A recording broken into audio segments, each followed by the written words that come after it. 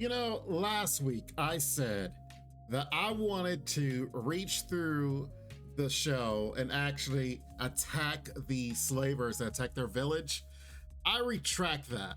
There is now someone hated, even more so now, that I would love to just strangle with even more, and none other than Myne. The fact is, this girl comes back from nowhere. I mean, Novame's over here looking for the heroes, and in one town finds two of them, the sword hero and the spear hero. The spear hero, apparently his teammates had enough of him, saw how awful and stupid he was, finally, and then just left him. And now he's all like a walking vagabond. Myne is over here lying, what she does best. And Lord knows that I'm actually surprised that Nofumi can hold it in and literally hear and listen to her lies. Like, the fact that he lets her finish her sentences, to me, is like, oh no, she needs to go. She is, unless there's some redemption arc to Myne later in the show, which I highly doubt. The fact of the matter is, honestly, she's better off dead than alive, because she does nothing but lie over and over. Like, she barely says anything that's ever a truth. And somehow she was able to get the slave crest off of her, or at least have it null and void, because now she's able to lie yet again without it attacking her or doing damage to her. So of course, with the fact that she doesn't have it anymore, she could just spew out all these lies, and it's like, see, I'm not doing anything. It's not attacking me. That means I'm telling the truth. She straight up is now working on the sword hero, which is a sword hero I thought was one of the ones that had the most sense. In this episode, it makes him one of the dumbest people I've ever seen. In the past, where Myne was working on the spear hero and straight up would manipulate and lie and made the spear hero say some things and attack Nofumi. We've seen season 1 and how he was just so gullible and so stupid. Now she's working on the sword hero, which apparently in the battle, I guess, with the tortoise and stuff, the sword hero's allies all died. And then he blames them for dying. He doesn't even blame himself. He's like, it's not my fault that my allies died. They were too weak, and so it was their fault and they died. And he has the biggest case of just straight up not blaming himself and blaming others than I've ever seen. Because the fact is, and maybe this is how he's trying to deal with the grief of them, because there's no telling how long he's been working with the teammates and stuff. He doesn't have those teammates anymore. And it's actually quite funny how sword hero has no teammates, spear hero has no teammates. Oh, but look, the shield hero magically has teammates. Everyone else is fine. But it wouldn't surprise me if the bow hero, when they meet up with him, somehow he's getting manipulated by this girl as well. Because the fact is, she's just spewing lies at every single cardinal hero for them to trust her, protect her. Like, I don't even know what her end game is at this point. Now, granted, this is only the 4th episode, so it's quite possible that she has ulterior motive, which she always does. Honestly, at this point, Nofumi should have just let her become beheaded from the previous season, because this is just so absurd that I cannot believe that she came so close to death because of her lies, that she's yet again doing the exact same thing. And it's hilarious because honestly, like episode 2, right after she almost got beheaded, she was still trying to spread lies. So now, like, I'm surprised she knows skills.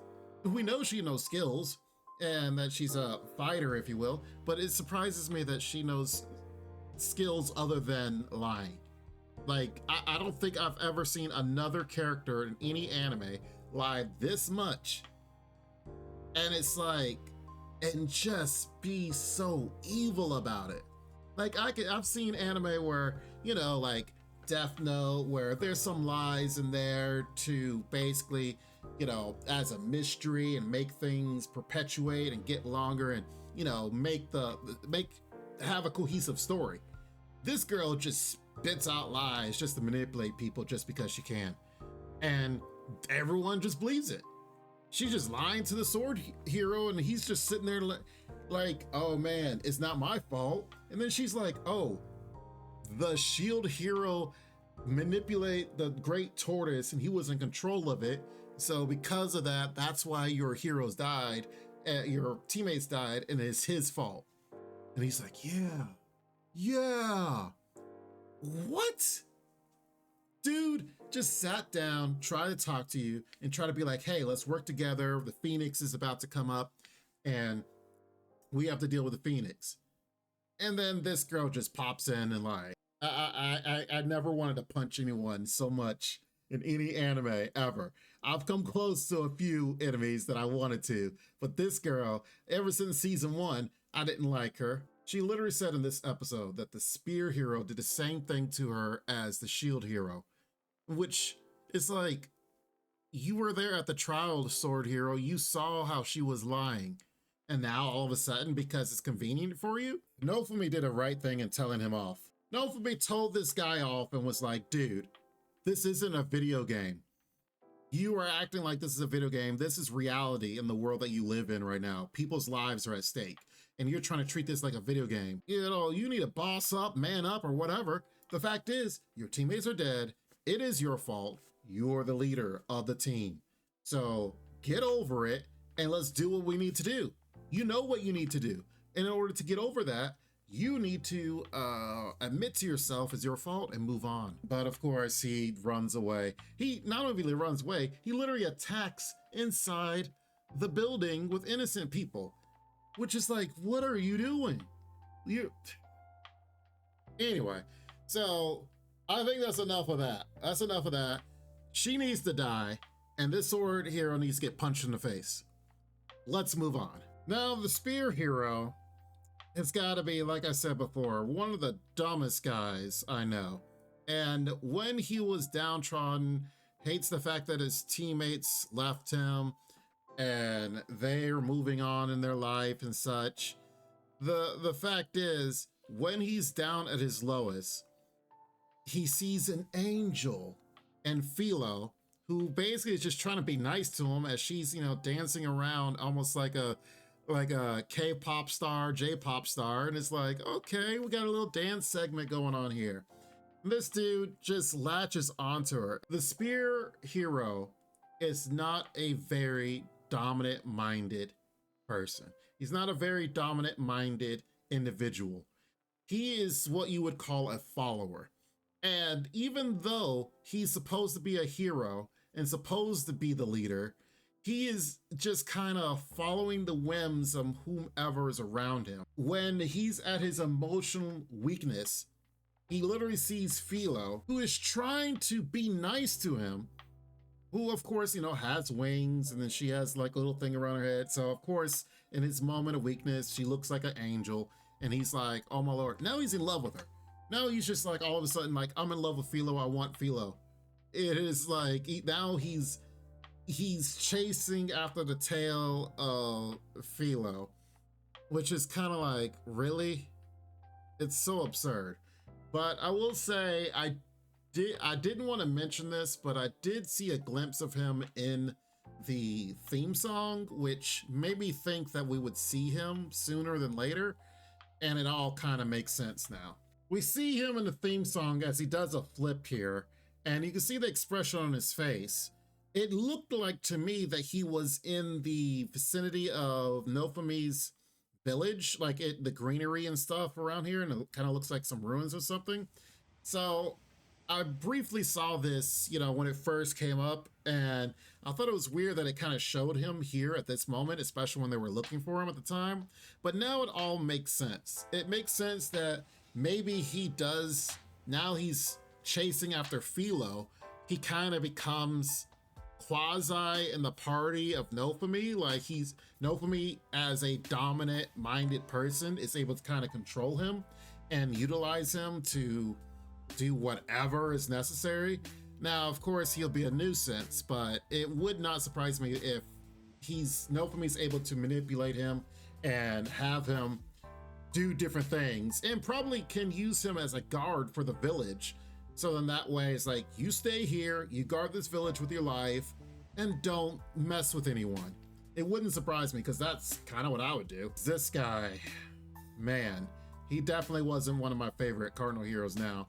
And honestly, neither of the other ones. I mean, this show is showing how awful and stupid the rest of these Cardinal heroes are, and they're just some of the most useless characters I've ever seen. And I've seen some really useless ones. Before we wrap this up, I will want to talk about Murder Clown Girl.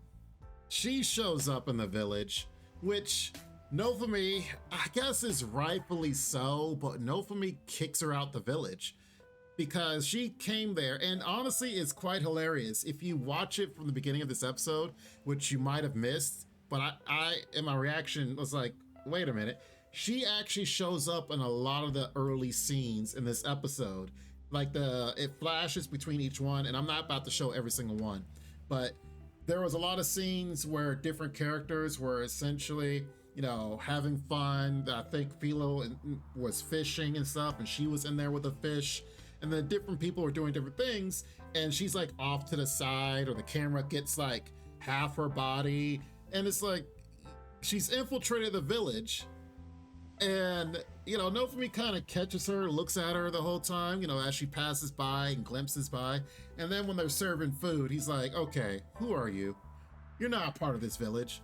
So I'm glad he caught her. But honestly, the way that she is, I wouldn't have cast her aside. One, does he not catch the fact that her voice is cracking? Like it's like digitized or something. And two, the fact that she's shown up at his village, there's got to be a reason, because they were fighting and she was able to kind of hold her own and basically kind of beat them. And now she's here in this village. I would be like, what's your objective? What's going on? How can we help you? How can you help me? Because, if she has that much power and strength, then maybe she can help train, all kinds of different things. But Nofumi's like, nope, I don't trust you, get out. Which I don't blame Nofumi, because a lot of people have burned him. As a character, he's very damaged, and a lot of people have burned him in so many different ways that it's kind of hard that there's people you trust around you, and then all of a sudden there's this stranger here, and it's like, what are you doing here? Now, granted, she was willing to pay a lot of money, and they just got done talking about how they needed money. I straight up was like, all right, I'm taking this money, but we need to talk. It's like, come on now. But I understand where Nofumi's coming from. He wants his allies to be safe, feel safe and such. She says she helped attack the slavers and stuff. I don't remember seeing her in that last episode, but they could have snuck her in the background like they did in the beginning of this episode. It wouldn't surprise me. But I definitely would have approached it a little differently and probably a little bit more level-headed. But of course, it doesn't surprise me that Nofumi did react in this way because of the way that he's always been treated by people. But you gotta earn allies, right? You gotta earn allies, and I full well believe that she's gonna be an ally over time because she's in the theme song, and a lot of stuff, it glimpses at her in the theme song and such. So it wouldn't surprise me if she does become an ally. But say Levy, at least at this moment in time, she looked very sad and had to go away.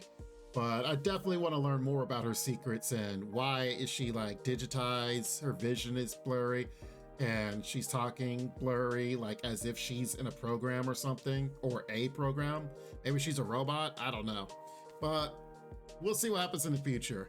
But that's gonna be it for this analysis. I hope you guys enjoyed it. And in the meantime, you guys take care of yourselves, be safe. Do not forget to like the video. Please subscribe as well for more analysis on this show and several others. In the meantime, you guys take care, be safe, and I'll see you next time. Bye-bye for now. Make sure to check out the extra content on our Patreon page, and thanks to our current patrons. This ain't what you want, bitch, I'm a fucking phenomenon.